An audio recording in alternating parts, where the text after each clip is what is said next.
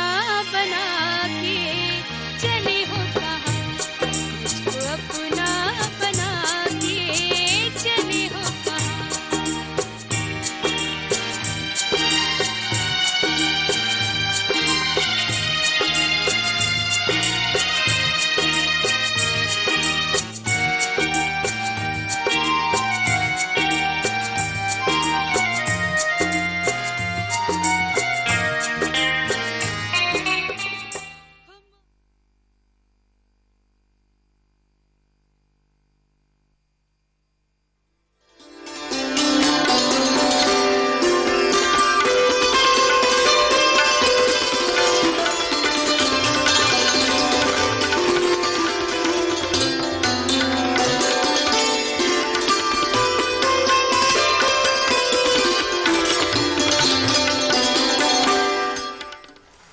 वे मुस्काते फूल नहीं जिनको आता है मुरझाना, वे तारों के दीप नहीं जिनको भाता है बुझ जाना, वे नीलम के मेघ नहीं जिनको है घुल जाने की चाह, वे अनंत ऋतुराज नहीं जिसने देखी जाने की राह। वर्तमान समय में हम सब कुछ पाना चाहते हैं, लेकिन उसको पाने के लिए जो मेहनत, जिस लगन की ज़रूरत होती है, वो हम बिल्कुल नहीं कर पाते।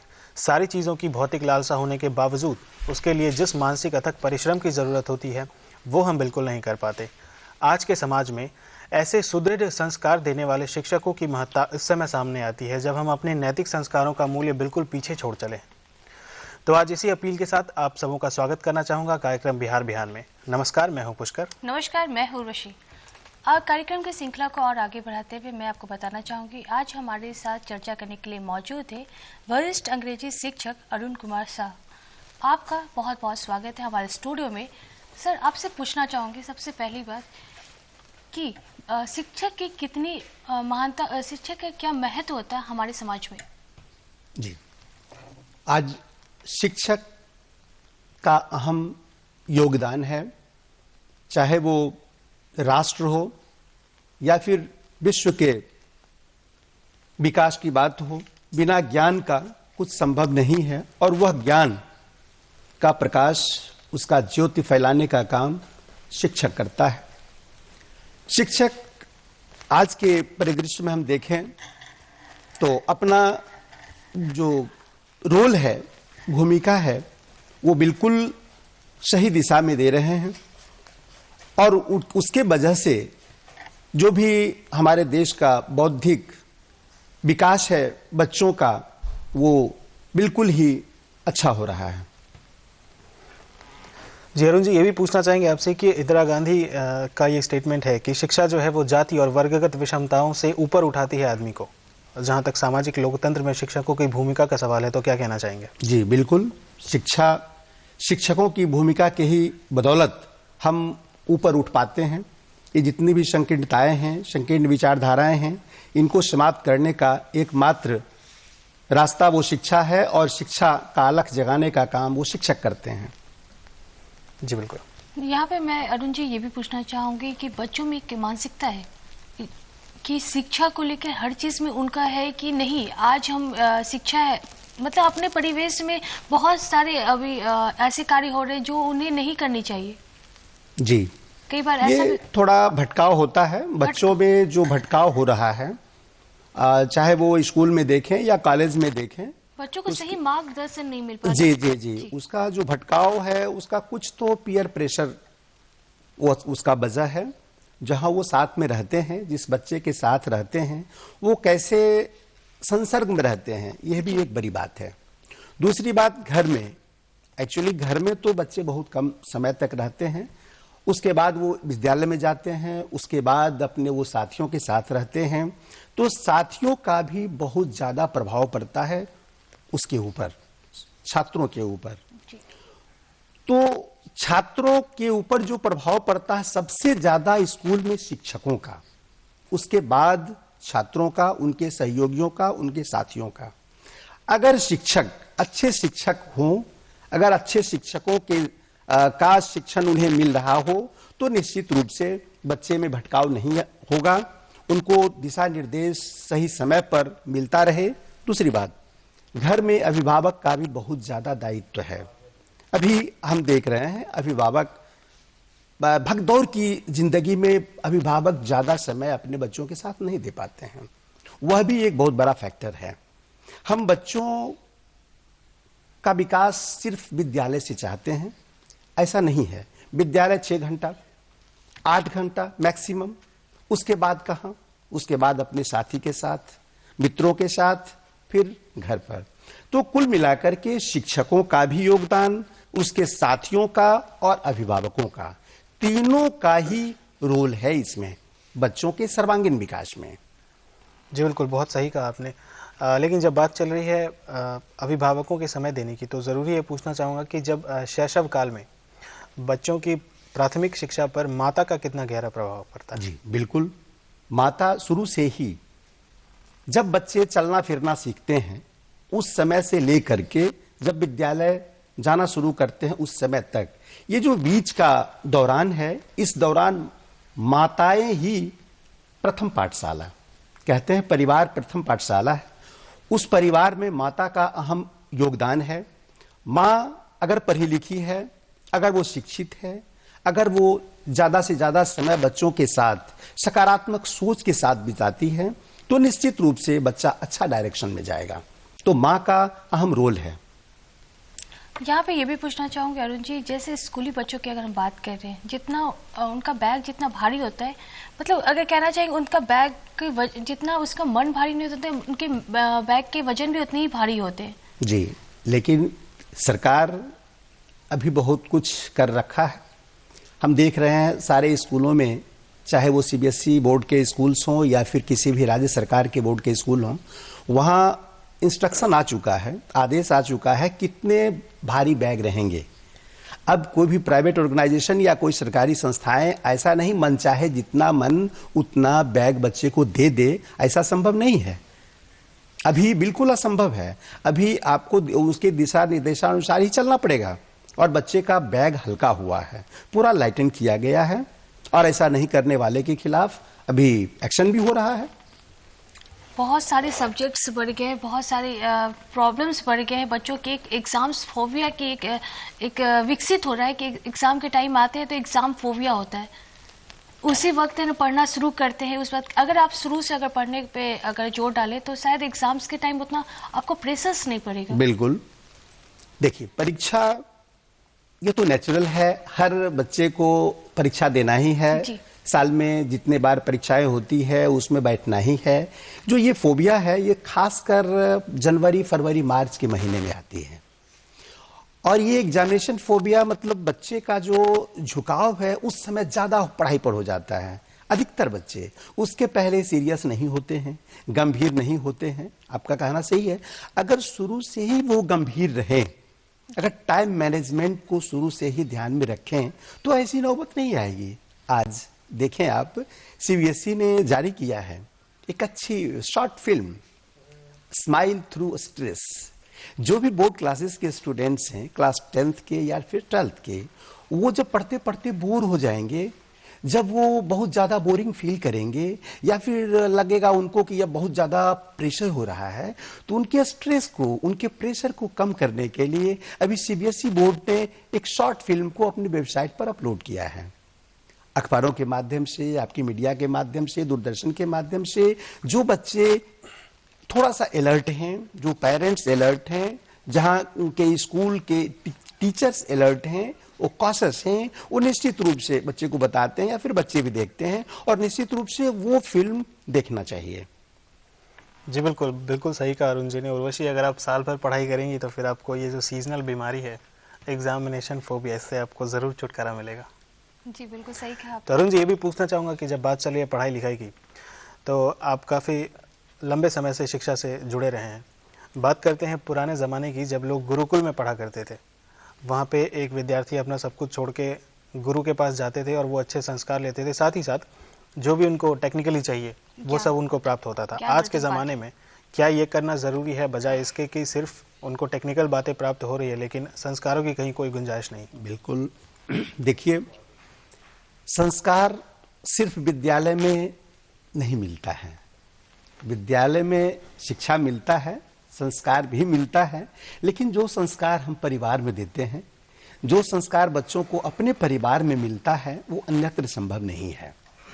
और अपने परिवार में संस्कार मिलने के लिए यह बहुत ज्यादा जरूरी है कि उनके अभिभावक कैसे हैं, उनके अभिभावक की कितनी रुचि है अपने बच्चों के संस्कार के विकास में, ये बहुत ज्यादा मायने रखता है। अगर वो अभिभावक बिल्कुल कॉशियस हैं, वो गंभीर हैं इसके प्रति और अच्छा संस्कार शुरू से ही वो दे रहे हैं, तो निश्चित रूप से ऐसा देखने को मिलेगा कि बच्चे का अच्छा संस्कार होगा। हमने एक आर्टिकल लिखा है युवाओं में, आपने सही कहा था, युवाओं में नैतिक शिक्षा का पतन। तो अभी देखते हैं युवा वर्ग के लोग ज्यादा से ज्यादा आप देखेंगे या तो मोबाइल से चिपके रहेंगे या फिर वो सोशल नेटवर्किंग साइट फेसबुक पर चिपके रहेंगे। मैं नहीं कहता हूं सभी, या फिर मैं ये नहीं कहता हूं कि इसके फायदे नहीं हैं, काफी ज्यादा फायदे हैं। अभी जो मॉडर्न गैजेट्स है इसके काफी ज्यादा फायदे हैं, लेकिन जो बच्चे इसका एक्सेसिव यूज करते हैं, अत्यधिक यूज करते हैं, मिस यूज करते हैं, अननेसेंशियल आइटम पर ज्यादा ध्यान देते हैं, इससे उनका जो संस्कार होना चाहिए वो धीरे धीरे अपने बुजुर्गों के प्रति उनका सोच, उनका सम्मान घटते जा रहा है। इस पर हमें ध्यान देना होगा। हम शिक्षकों का भी बहुत ज्यादा दायित्व हो जाता है कि किस ओर बच्चे को ले जाएं, बराबर उनको हम अपने देश की संस्कृति और सभ्यता के बारे में बताते रहें ताकि वो पथ विचलित न हो। यहाँ पे आपने बहुत सही बात की। यहाँ पे ये भी पूछना चाहूंगी कि बच्चों में ऐसी कौन सी क्वालिटीज होनी चाहिए जो उन्हें शिक्षित करती है? नहीं, बच्चों में सबसे पहली बात, हम जब स्कूल जाते हैं, जब बच्चे हमारे स्कूल में रहते हैं तो स्कूल में सर्वांगीण विकास होता है। बच्चे न सिर्फ पढ़ना सीखते हैं, बैठना सीखते हैं, कायदे से बात करना सीखते हैं, चाहे वो अपने जो भी उनके क्लास में साथी हैं, जरूरी नहीं है कि सभी साथी एक ही बैकग्राउंड से आते हैं, सभी स्टूडेंट सारे बैकग्राउंड से आते हैं, तो सारे बैकग्राउंड्स के बारे में जानना आवश्यक होता है। तो वहां भी बहुत ज्यादा चीज वो सीखते हैं, विद्यालय में भी।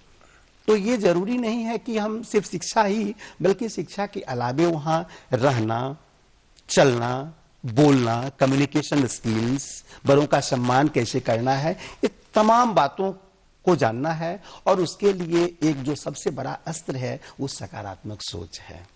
अगर बच्चे का शुरू से ही सकारात्मक सोच रहे, पॉजिटिव थिंकिंग रहे, तो निश्चित रूप से वो कभी भी पथ विचलित नहीं होगा। और ये क्वालिटी डेवलप करना बहुत ज्यादा जरूरी है। उसके बाद आत्मविश्वास, बच्चों में कभी भी हतोत्साहन हमें आने नहीं देना है। अगर बच्चे कभी भी हतोत्साहित हो जाते हैं, हम कमजोर हैं पढ़ने में, और बार बार उसको हम डांटते हैं, या शिक्षक हो या बच्चे घर में, पेरेंट्स घर में हो कि तुमको ये आता नहीं है, इसको छोड़ो, ये दूसरे फील्ड में जाओ, ऐसा नहीं। डिक्टेटोरियल एटीट्यूड से हमें दूर रहना है। हमारी तानाशाही रवैया हमारे बच्चे को बर्बाद कर देगी। अतः बच्चे के मन के अनुकूल भी हम चलें। अगर बच्चे हमारे समझदार हैं, नहीं भी समझदार हैं, हम देख रहे हैं उनकी रुचि किस दिशा में जा रही है, जिधर उनकी अभिरुचि है, जिधर इंटरेस्ट है, उस इंटरेस्ट को भी हम थोड़ा सम्मान दें। कहीं ना कहीं ये भी कहना चाहेंगे कि गार्जियन को समझना चाहिए अपने बच्चों को और उनसे फ्रेंडली होना चाहिए। बिल्कुल, वो बच्चे अपनी जितनी बात होगी वो शेयर कर पाएंगे। बिल्कुल। अभी अभिभावक की जिम्मेदारी और भी ज्यादा बढ़ गई है। अभिभावक अगर फ्रेंडली नहीं है, मित्र के समान व्यवहार नहीं करते हैं, तो बच्चे धीरे धीरे उग्र होते जा रहे हैं। वो ज्यादा जब वायलेंट हो जाते हैं, उग्र हो जाते हैं, तो आप देखेंगे बातों बातों में वो उग्र हो जाएंगे, वो सही ढंग से बात नहीं करेंगे। कुछ बच्चे, वो ऐसा क्यों होता है? आप जब मनोरोग चिकित्सक के पास ले जाते हैं, अगर शुरू से ही जब भी उसमें लक्षण देखते हैं, विद्यालय में, घर में अभिभावक देखते हैं, तो उस समय आप थोड़ा सा ध्यान दें उसमें कि उसकी निश्चित रूप से उसके रुचि के अनुसार उसे नहीं मिल रहा है, तभी वो ऐसा कर रहा है। वो डिप्रेशन का शिकार हो जाएगा धीरे धीरे। तो हम उसके रुचि को भी अहमियत दें। जी बिल्कुल, बहुत सही कहा आपने। अभिभावकों की भूमिका निश्चित रूप से बहुत ही महत्वपूर्ण है। थोड़ी देर पहले जो बात चल रही थी सोशल नेटवर्किंग साइट्स की और तमाम ऐसी चीज़ों की जो इलेक्ट्रॉनिक गैजेट्स हैं और इलेक्ट्रॉनिक चीज़ें हैं जिनका बच्चों पे प्रभाव पड़ता है, तो हमें आपके विचारों का पूरा प्रकाश नहीं मिल पाया इस विषय पे। ज़रूर से फिर से बात करना चाहूँगा। बच्चों को थोड़ा सा बड़ा करते हैं जी, जब वो बालिग हो जाता है और उसकी सोच में परिवर्तन होता है, क्या ये सही है कि उस समय बच्चा एक जो बालिग हो चुका है वो शैशवावस्था से किशोरावस्था में जा चुका है जी। उसके हृदय में इतनी शक्ति है कि वो अच्छी और बुरी भावनाओं को भी समझ सके, लेकिन फिर भी किसी निर्जीव वस्तु का इतना प्रभावशाली होना जीवन पे कि वो अपनी ऊंची पीढ़ियों का, जो कि खासी सजीव चीजें हैं, उनका अपमान करे? देखिए सर, एक्चुअली ये किशोरावस्था जो है, एडोलसेंस पीरियड, इस एडोलसेंस पीरियड की अपनी कुछ विशेषताएं हैं। जब बच्चे मिडिल स्कूल में जाते हैं और फिर वो कॉलेज में पहुंचने पर होते हैं या फिर पहुंच जाते हैं, उस एडोलसेंस पीरियड में जितनी भी विशेषताएं आती है उसको हमें बारीकी से देखना होगा। शिक्षकों को उसके लिए एडोलसेंट से संबंधित ट्रेनिंग दिए जाते हैं, AEP, एडोलसेंस एजुकेशन प्रोग्राम। उसमें हम लोगों को बताया जाता है कि आप किस प्रकार बच्चों के एडोलसेंस पीरियड की प्रॉब्लम्स को समझेंगे और अकॉर्डिंगली आप उसके साथ बिहेव करेंगे। और वही चीज पेरेंट्स को भी जानना होगा, उस एडोलसेंस पीरियड में क्या क्या संभावनाएं होती है, क्या क्या उनकी रुचियां होती है। तो उसमें आप देखेंगे कि अभी जो बदलते स्वरूप को लेकर के जब समय बदल रहा है, इसमें इलेक्ट्रॉनिक मीडिया का बहुत ज्यादा वर्चस्व हो रहा है। इलेक्ट्रॉनिक गैजेट का आपने नाम लिया, फेसबुक से बच्चे ज्यादा चिपके रहते हैं, आप प्राय देखेंगे। लेकिन किसी भी चीज का एक्सेसिव वो बैड है। हम फेसबुक का यूज करते हैं, रियली वो अच्छा चीज है, लेकिन जब जरूरत से ज्यादा यूज करते हैं और उसी के चक्कर में हमेशा हम दिन में भी रात में भी रहते हैं, उससे होता क्या है, हमारा कंसंट्रेशन भंग होता है। स्टडीज से धीरे धीरे धीरे धीरे हम अलग होते चले जाते हैं और परिणाम स्वरूप दिन के बदले रात में बच्चे सोचते हैं जब पेरेंट्स सो जाएंगे तो उसका हम इस्तेमाल करेंगे। नेचुरली सुबह में बच्चा लेट उठता है, पेरेंट्स समझ नहीं पाते हैं, वो अपने काम में लगे रहते हैं। सुबह फिर भगदौड़ है, फिर उनकी ड्यूटी है, फिर उनके पास उतना वक्त नहीं है, वो चले जाते हैं। बच्चे फिर अपने हिसाब से उठते हैं, अपने हिसाब से करते हैं। तो जो ये कुछ बच्चों में जो ये हम देख रहे हैं, इसको भी हम सही कर सकते हैं, बल्कि सही नहीं, उसके तरफ हमारा ध्यान बार बार जाना चाहिए कि वो क्या कर रहा है, वो कहां ज्यादा समय व्यतीत कर रहा है, उस पर थोड़ा निगरानी रखें। और निगरानी रखने के बाद हम जबरदस्ती उसके साथ न करें, हम वायलेंट ना हो, हम उग्र ना हो, हम बिल्कुल पोलाइट वे में, फ्रेंडली से, बिल्कुल एमिकेबली उसके साथ हम अपना संबंध रखते हुए। यहाँ पे ये भी बोलना चाहेंगे कि बच्चों को रोक टोक भी पसंद नहीं है, गार्जियन की रोक टोक भी पसंद नहीं है। बिल्कुल बिल्कुल बिल्कुल। इस पे क्या कहेंगे आप? नहीं, रोक टोक पसंद नहीं है, लेकिन जब वो जिस समय, देखिए आपको ध्यान रहेगा, जब वो फेसबुक पर बैठा है जी, और उस समय आप उसको छेड़ेंगे, वो आपका काम नहीं आएगा, कोई मंत्र आपका काम नहीं आएगा और वो धीरे धीरे धीरे धीरे ज्यादा वायलेंट हो जाएगा और आपका वो दुश्मन बन बैठेगा। अपना ही बच्चा आपका भी दुश्मन हो सकता है, तो आप उस समय ना छेड़ें उसको। आप देखिए कौन सा बेहतर माहौल है जिस माहौल में उसके साथ आप फ्रेंडली वे में बात कर सकते हैं। और उस वक्त का इंतजार करें जब आप खा रहे होते हैं साथ में, जब आप खेल रहे होते हैं साथ में, जब आप देखें कि जब अकेला है, ऐसे बैठा है, आप उसके साथ थोड़ा बैठे, तो सबसे बड़ी बात है आप उसके साथ समय देंगे, तभी तो तब तो उसका विकास समय देंगे उसके साथ। उसको आप भांपिए, उसको देखिए कि वो क्या चाहता है, कहां जा रहा है। उसको अगर हम दोस्ती का हाथ नहीं बढ़ा रहे हैं, हम अगर उसके साथ पोलाइट वे में बात नहीं कर रहे हैं, हम ज्यादा समय नहीं दे रहे हैं, तो वो वहां ज्यादा जाएगा जहां उसको ज्यादा समय देने वाला मिलेगा। कोई नहीं मिलेगा तो फेसबुक उसका है, मोबाइल उसका है, मोबाइल तो आज सबके पास है, तो उसमें बहुत सारी चीजें हैं जो घंटों वो उसमें बिजी रह सकता है। तो उससे हटाने के लिए और फिर नियमित रूप से उससे हम डिस्ट्रैक्ट करने के लिए वो जरूरी इस बात की है कि हम बिल्कुल उसके बारे में प्रोस एंड कॉन्स के बारे में बताते रहें, उसके बारे में मेरिट डिमेरिट भी बताते रहें। उसको तो अखबारों के माध्यम से पता चलता है, उसको हम ये प्रेरित करें कि अखबार पढ़ो। अखबार में बहुत सारी चीजें होती है, न्यूज चैनल में जो दिखाए जाते हैं वो न्यूज दिखाए जाते हैं, या फिर इस तरह के जो कार्यक्रम दिखाए जाते हैं, जो विशेषज्ञ आते हैं, तो वो सब चीज पर ज्यादा समय दे, तो उससे ज्यादा चीज सीखने को उससे मिलेगा। अच्छी हैबिट्स डाले तो हमारे आगे का भी मार्गदर्शन हो सकता है, सही जी, विकास जी, हो बिल्कुल। सकता है। और ये तो बात रही अभिभावकों की। अरुण जी और उर्वशी, आपको भी कहना चाहूंगा, लेकिन बच्चे भी आज के जो हैं वो बहुत समझदार हो गए और हमारे कार्यक्रम के माध्यम से प्यारे बच्चों को यही अपील होगी जो आज स्कूल नहीं गए हैं। ये तो सारे बच्चे अभी स्कूल में होंगे, लेकिन जो घर में बैठ के फेसबुक यूज कर रहे हैं उनके लिए हमारी ये अपील है कि बिल्कुल समझदारी के साथ कोई भी साइट यूज करें, क्योंकि इससे आपका आगे आने वाली पूरी उम्र और पूरा करियर जो है वो प्रभावित हो सकता है। तो चलिए बातचीत को आगे बढ़ाते हैं और पूछना ये भी चाहेंगे कि फिल्मों और सीरियल्स का जहाँ तक सवाल है, तो बच्चे भी आजकल रुचि लेते हैं बड़ों की फिल्म्स में, बड़ों की सीरियल्स में। कभी अपने मम्मी के साथ, कभी अपने पापा के साथ बैठ के वो एक्शन और जो भी फिल्में हैं वो देखना पसंद करते हैं।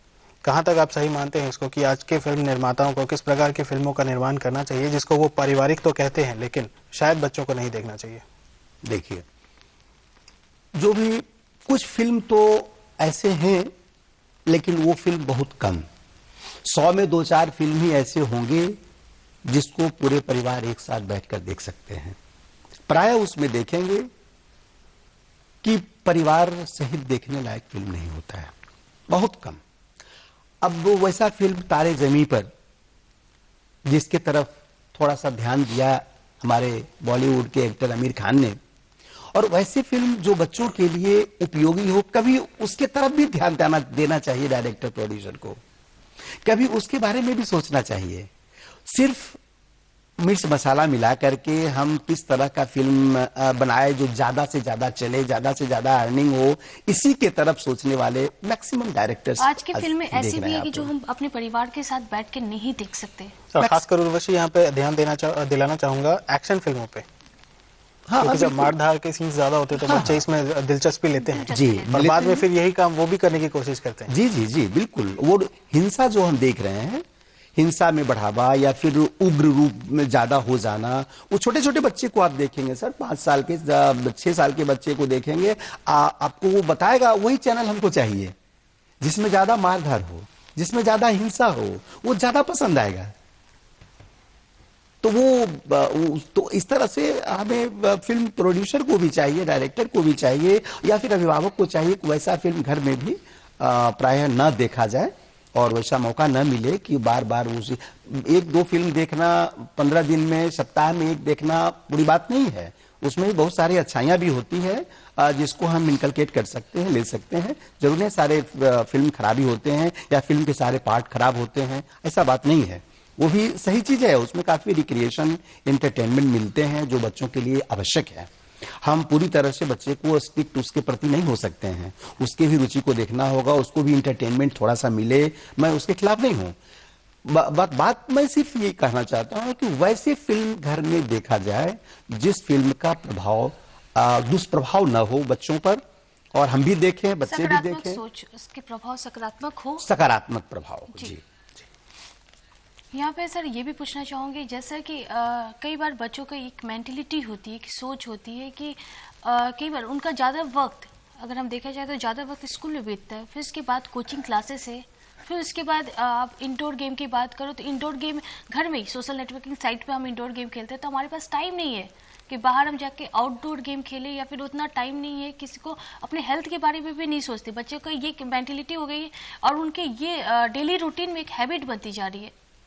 ये टाइम मैनेजमेंट नहीं हो पाता मतलब जी। सही तरीके अगर से बच्चे शुरू से ही टाइम मैनेजमेंट पर ध्यान दे या अभिभावक टाइम मैनेजमेंट पर ध्यान दे तो निश्चित रूप से सायंकालीन में 1 घंटे के लिए खेल कूद के लिए समय देना अति आवश्यक है।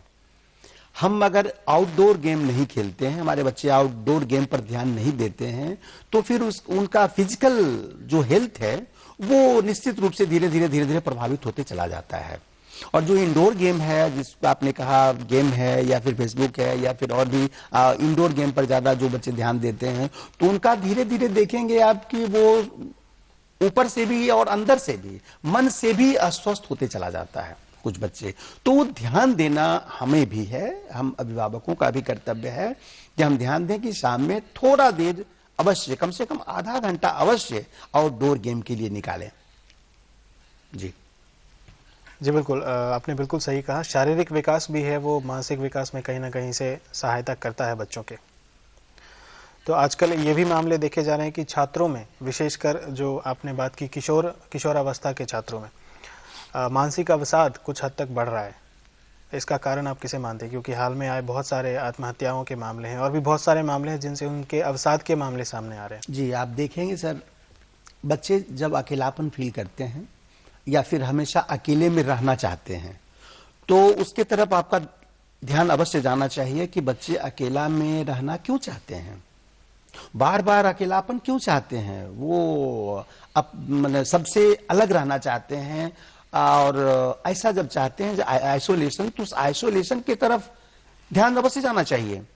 हमें जब स्कूल में जब बच्चे कोई ऐसा आइसोलेटेड रहते हैं तो हम लोग भी काफी ध्यान पूरी तरह से उस पर केयर रखते हैं कि बच्चे कब कब आइसोलेशन पसंद करते हैं, उसके आइसोलेशन के कारण क्या है वो पता लगाना है। तो वो मैंने पहले कहा कि वो आइसोलेशन का कारण ये भी होता है कि जब अभिभावक उससे फ्रेंडली नहीं होते हैं, स्कूल में कहीं न कहीं उसको किसी न किसी रूप में प्रॉब्लम है, तो उसके प्रॉब्लम को दूर करने के लिए सोचे पहले तो प्रॉब्लम जानने का कोशिश करेंगे कि वो बच्चे को क्या प्रॉब्लम हो सकता है जिसके वजह से वो आइसोलेशन पसंद करता है। तो आइसोलेशन पसंद करना ही तो बीमारी है, वो जड़ है उसका, वो धीरे धीरे धीरे धीरे अवसाद का शिकार होगा ही वो। तो अगर हमें जानकारी मिल जाती है शुरू में ही तो हम उसको क्योर कर सकते हैं, हम उस पर ज्यादा से ज्यादा समय दे सकते हैं, उसको इंगेज रखेंगे, पॉजिटिव काम में उसको इंगेज रखने का प्रयास करेंगे।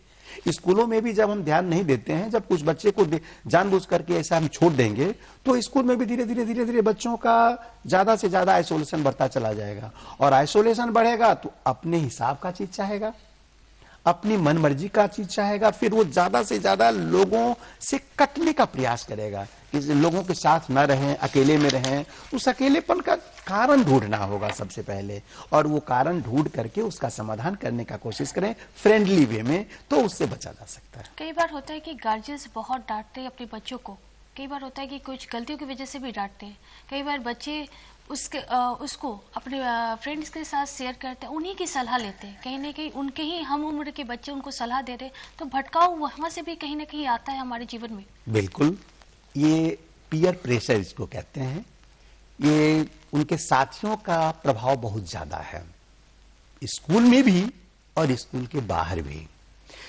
अभी देखें कुछ जगह आपको मिल जाएंगे, पेरेंट्स अगर सलाह देंगे तो बच्चे को पसंद नहीं आएगा, वही सलाह अगर उनके फ्रेंड्स देंगे तो पसंद आ जाएगा। उसके पीछे भी वही कारण है, उसका भटकाव क्यों हो रहा है, वो क्यों हमसे दूर होते जा रहा है, वो हम अवश्य ध्यान दें। स्कूल में शिक्षकों का दायित्व है, घर में अभिभावक का भी दायित्व है।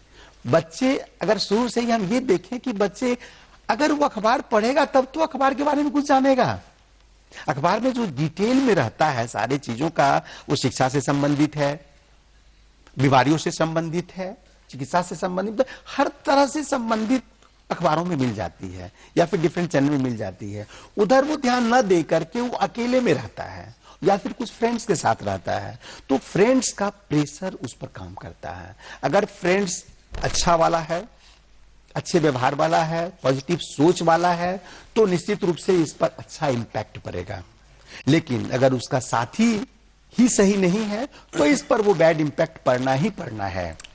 जरूरत है अच्छे दोस्तों की संगति में रहना। जी, अच्छे दोस्तों का आवश्यक है, अच्छे दोस्तों के साथ रहना। बिल्कुल सही कहा उर्वशी आपने। जब बात चल रही है बच्चों के स्कूल जाने की, तो यहाँ पे ये भी पूछना चाहूंगा कि क्लासरूम में एक इन्फीरियोरिटी कॉम्प्लेक्स होता है बच्चों में कि उसके पास ये है, मेरे पास क्यों नहीं।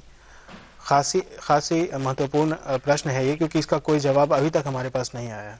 ऐसी स्थिति में अभिभावकों को करना क्या चाहिए, क्योंकि वो उतना ही अफोर्ड कर सकते हैं उर्वशी जितनी उनकी हैसियत है। देखिए सर, इसमें जैसे मेरे नवोदय विद्यालय की बात करें तो उसमें पूरी तरह से यूनिफॉर्मिटी है, उसी तरह से सारे विद्यालय में करीब करीब यूनिफॉर्मिटी है। एक रूपताएं आप देखेंगे, यूनिफॉर्म से लेकर के किताबें सब एक है, ऐसा नहीं है कि अलग अलग है। लेकिन जहां तक बैकग्राउंड का सवाल है तो सारे बच्चे तो अलग अलग बैकग्राउंड से आते हैं। अब कोई अधिकारी के भी बच्चे हैं, तो कोई रिक्शा चालक के भी बच्चे हैं, कोई बिजनेसमैन के बच्चे हैं, तो कोई ऐसे